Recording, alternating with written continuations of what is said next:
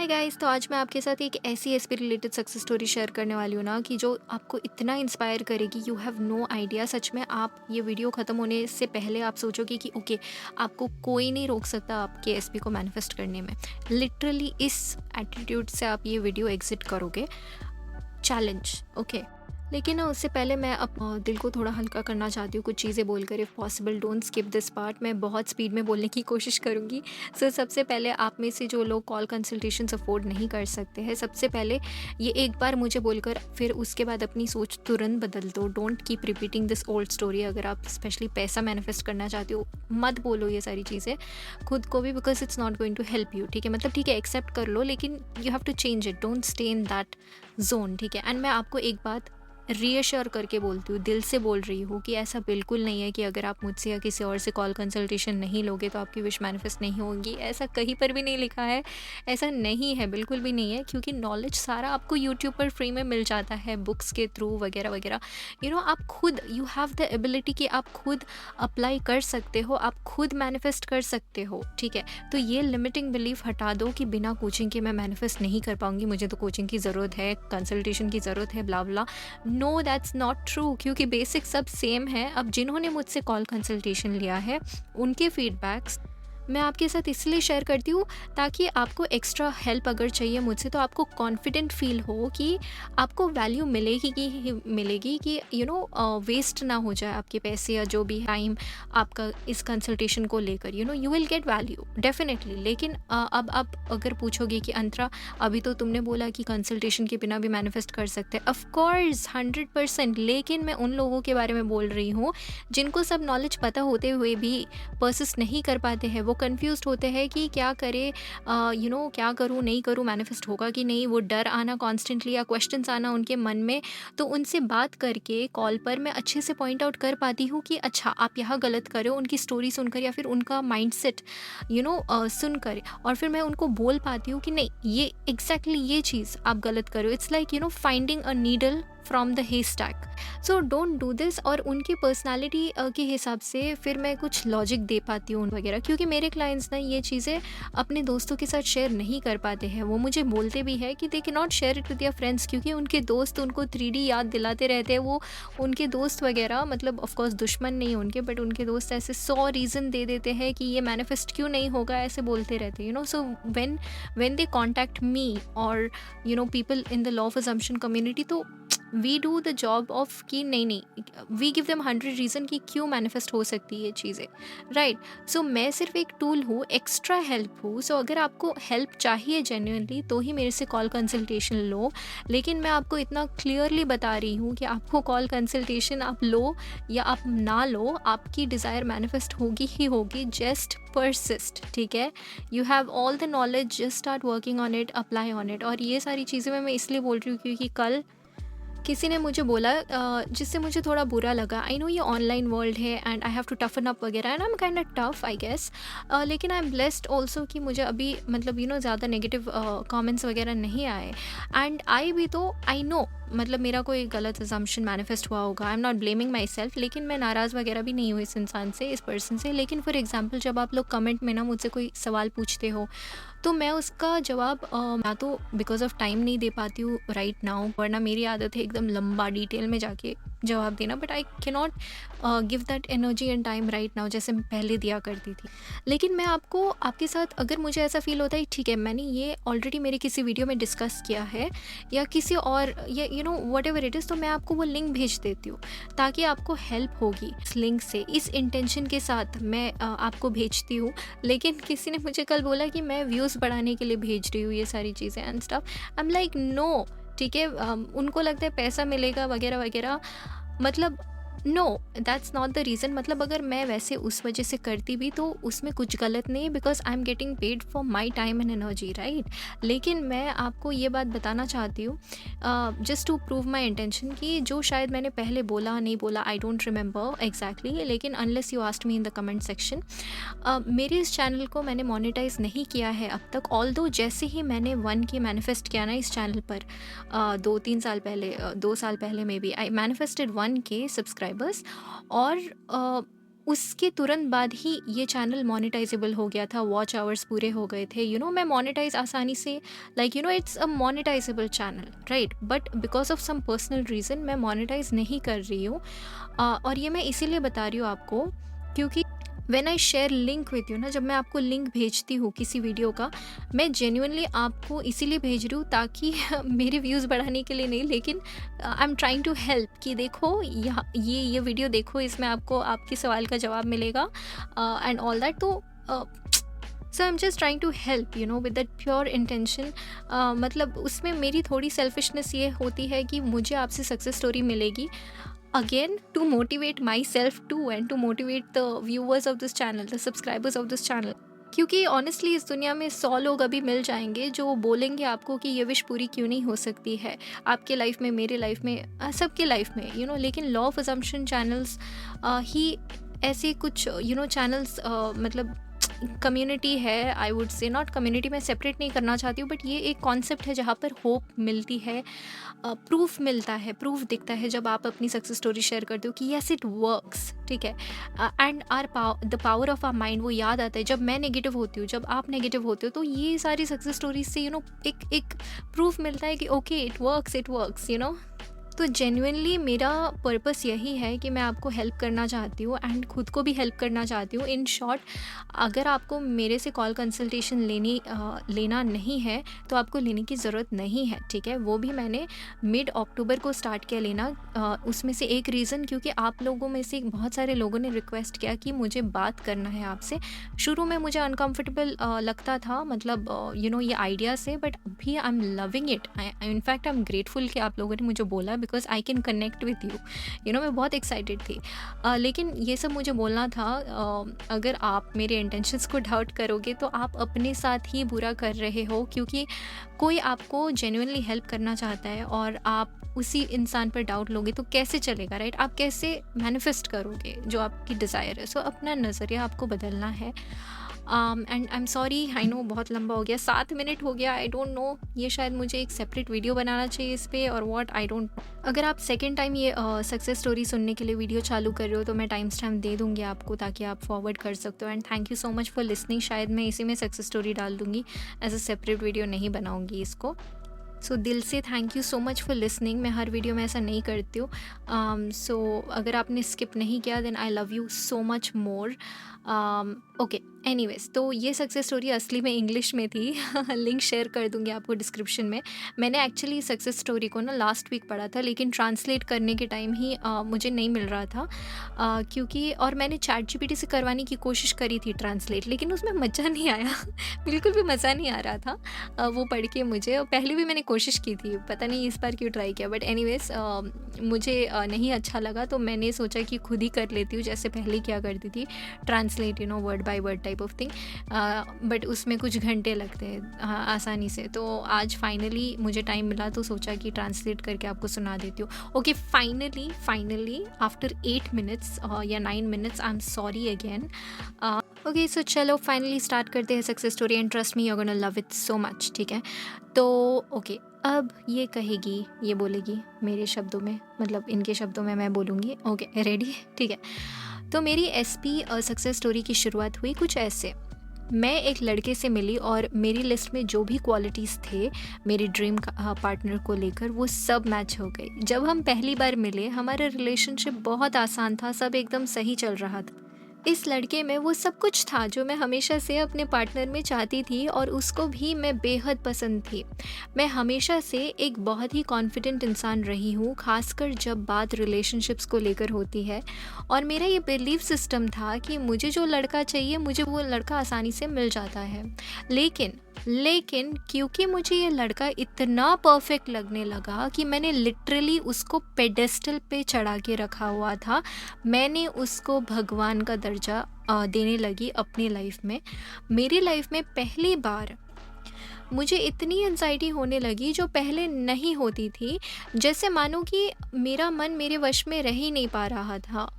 अगर वो मेरे मैसेजेस का तुरंत रिप्लाई नहीं करता या कॉल बैक नहीं करता या हमारे डेट्स को कैंसिल करता, तो मैं ऑटोमेटिकली वर्स्ट केस सिनेरियो ही सोचने लगती। जैसे कि मेरे मन में ऐसे सोच आने लगता कि वो अब मुझे पसंद नहीं करता, प्यार नहीं करता, या उसके लाइफ में अब कोई और आ गई होगी। महीनों तक मैंने इसी स्टोरी को दोहराया एंड गेस व्हाट, यही हुआ। हमारा एक काफ़ी बड़ा झगड़ा हुआ और हमने एक दूसरे से बात करना बंद कर दिया। मैं पूरी तरीके से टूट चुकी थी और बहुत डेस्परेट थी कि वो मेरी लाइफ में वापस आ जाए, लेकिन मैं जो कुछ भी करती थी वो बस मुझसे और दूर ही जाने लगता था। उस वक्त मैंने ठान लिया था कि बस अब बहुत हो गया, मैं अब कंट्रोल अपने हाथों में लूँगी। मैंने ये सिचुएशन क्रिएट किया है अपने कंटिन्यू नेगेटिव थॉट्स से, और अब मैं ही इसे ठीक भी कर सकती हूँ। बाय द वे, कॉन्टेक्स्ट के लिए मैं आपको बता दूँ कि बाय दिस पॉइंट मैं और मेरे बीएफ 6 महीनों तक नो कांटेक्ट में थे, और उसने लिटरली मुझे बोल दिया था कि मैं उसको फिर से कभी कांटेक्ट नहीं करूं। सो मैंने फिर ये सब किया। ठीक है, अभी सुनो क्या किया इन्होंने। मैंने ठान लिया था कि मैं उसको लेकर मेरी हर नेगेटिव सोच को, हमारे रिलेशनशिप को लेकर सारे नेगेटिव थॉट्स वगैरह सब डस्टबिन में फेंक दूंगी। तो इस पॉइंट से मैंने डिसाइड किया कि मैं कभी भी अपनी ओल्ड स्टोरी को रिपीट नहीं करूँगी, जैसे कि ये सब कुछ हुआ ही नहीं। अगर आपको रिवाइज़ करना पड़े तो रिवाइज़ कर लो।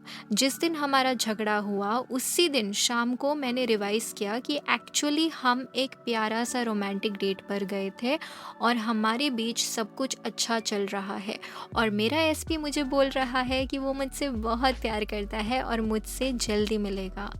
मैंने अपने एसपी को पेडेस्टल से हटा दिया। वो एक नॉर्मल इंसान है और ये मेरी लाइफ है। मैं भगवान हूँ अपनी रियलिटी की।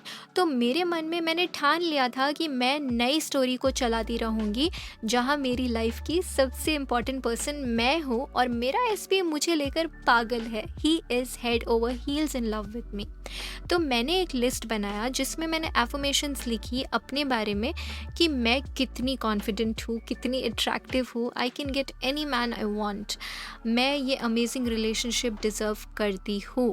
मैंने अपने एसपी को अपने मन में रिक्रिएट किया अपने रियलिटी में, जहाँ पर वो लविंग, केयरिंग और मुझे लेकर ध्यान दे और सिर्फ मुझसे ही अट्रैक्टेड हो।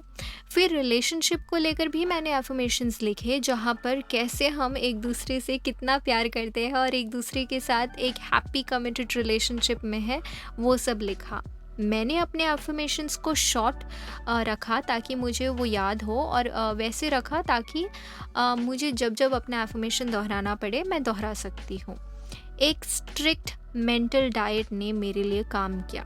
मैंने ज़्यादा विजुअलाइज नहीं किया, लेकिन जब जब मैंने अपने एफर्मेशंस को दोहराया या जब जब मैं अपने एफर्मेशंस को दोहराती हूँ, तब तब नेचुरली मेरे माइंड में ऐसे पिक्चर्स आते थे कभी कभी कि मैं और मेरा एसपी जो है हम हाथ पकड़ के वॉक पे जा रहे हैं, और अगर कोई मेंटल इमेज नहीं बनती थी तो मैं फोर्स नहीं करती थी। सो हर बार मेरे मन में जब जब नेगेटिव थॉट्स आए तो मैंने बोला नो। ओके, मैंने नो बोला और अपने एफर्मेशंस को बोला तब तक जब तक मुझे पॉजिटिव शिफ्ट महसूस हुआ। मैंने ऐसे तब तक किया जब तक मेरे नेगेटिव थॉट्स गायब नहीं हुए, और फिर ज़्यादा टाइम नहीं लगा। और एक चीज़ मैं आपको बताना चाहती हूँ कि मैं रात को रोज़ सोने से पहले अपने एफर्मेशंस को रिपीट करती थी जब तक मुझे नींद ना आ जाता। इस वक्त मैं ज़ोर देकर आपको कहना चाहती हूँ कि अपने करंट रियलिटी को आपको इग्नोर करना होगा। जो 3D में हो रहा है उसको इग्नोर करना होगा।